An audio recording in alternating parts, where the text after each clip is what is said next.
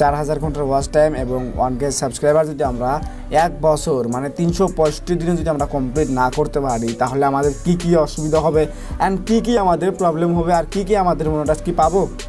ঠিক আছে, আপনারা কেমন আছেন বন্ধুরা? আশা করি সবাই অনেক ভালো আছেন। সো ফ্রেন্ডস, আজকের এই ভিডিওটি কোনোভাবে কাটাকটি করতে দেখলে আসবেন কেমন আজকের ভিডিওটা, কেন আপনাদের আজকে জানানোর চেষ্টা রাখবো আমি আপনাদের চ্যানেলে যদি 1000 সাবস্ক্রাইবার এবং 4000 ঘন্টার ওয়াচ টাইমে যদি আপনাদের 365 দিন যদি আপনাদের কমপ্লিট না হয়, মানে এক বছরে যদি আমাদের কমপ্লিট না হয় তাহলে আমরা কি করব অ্যান্ড আপনারা কি করবেন।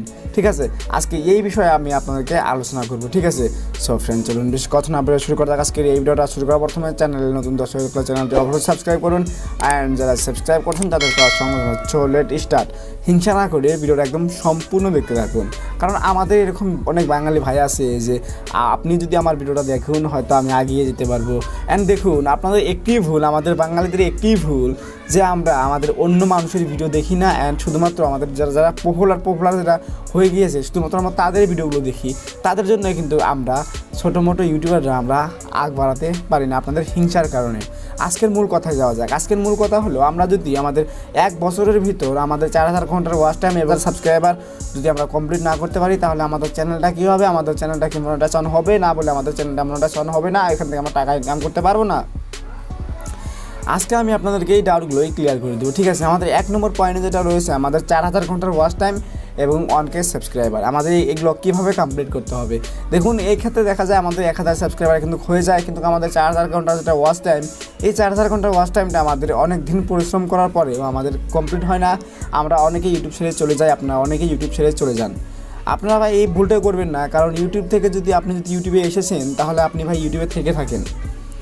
ইউটিউবে যখন আপনি ভিডিও যদি 200 থেকে 250 যখন ভিডিও আপলোড করবেন, মানে একদম কোয়ালিটিফুল, মানে একদম বেস্ট কোয়ালিটিফুল ভিডিও আপলোড করবেন, তখন আপনাদের ভিডিও ইউটিউব নিজেই আপনাদের একটি ভিডিও ভাইরাল করবে।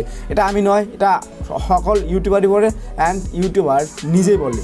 ইউটিউব আপনাদেরকে নিজেই একটি ভিডিও ভাইরাল করে দিবে। অ্যান্ড এখন আমাদের বলা যায় 4000 ঘন্টার ওয়াচ টাইম এবং 1K সাবস্ক্রাইবার যদি আমরা এক বছর মানে 365 দিনে যদি আমরা কমপ্লিট না করতে পারি তাহলে আমাদের কি অসুবিধা হবে অ্যান্ড কি আমাদের প্রবলেম হবে আর কি আমাদের মনোটাস কি পাবো। ঠিক আছে, এক কথা দেখা যায় আপনার চ্যানেলটা যদি আপনি 2012 সালে স্টার্ট করেছিলেন, আপনার এখন হলো 2021 সাল, তাহলে কি হয়, মানে 9-10 বছরের মধ্যে আপনার চ্যানেলটা কি, আপনার মনে বিশ্বাস যে আমার চ্যানেলটা যদি এখন মনিটাইজ করি এখন মনিটাইজ অন হবে? আপনি ঠিকই বলেছেন যে মনিটাইজ কিন্তু অন হবে না, আপনি বলতেছেন।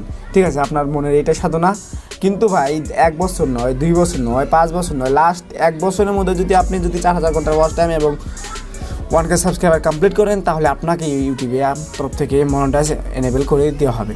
দেখুন, আমার চ্যানেলটি আমি ক্রিয়েট করেছিলাম 2019 সালের 26 আগস্ট মাসে। আমি আমার চ্যানেলটা ক্রিয়েট করেছিলাম, ভিডিও আপলোড করেছিলাম 27 আগস্ট থেকে আমি আপলোড করা স্টার্ট করেছিলাম। 2021-এ আমার চ্যানেলটি মনিটাইজ অন হয়ে গেল মাত্র 2 বছরের মধ্যে। এরকম কোনো একটা ইউটিউবার নাই যে 2 বছরে মনিটাইজ অন করেছে। ঠিক আছে, তো আমি আপনাদেরকে এই ধারণাগুলো, একদম ভুল ধারণাগুলো ক্লিয়ার করে দিলাম যে 1 বছর নয়, 5 বছর পরেও আপনি আপনার চ্যানেলটি মনিটাইজ করতে পারবেন। শুধুমাত্র 4000 ঘন্টার ওয়াচ টাইম এবং 1K সাবস্ক্রাইবার কমপ্লিট হলে আপনি পারবেন। যদি ইউটিউবের কোনো রুলস বাইরে যান তাহলে কিন্তু আপনাদের চ্যানেলটা মনিটাইজেশন হবে না। সো ফ্রেন্ডস, আজকের ভিডিওটি কেমন লাগলো অবশ্যই একটি কমেন্ট করে জানাবেন। আপনার বন্ধু-বান্ধব দেখার জন্য সুবিধা করুন। ধন্যবাদ সবাইকে ফুল কন্টেন্ট করার জন্য। ভিডিওর একটা কথা হলো, শুধু তখন ভালো থাকুন, টেক হ্যাজবয় চ্যানেলের সাথে জুড়ে থাকুন। খুদা হাফেজ।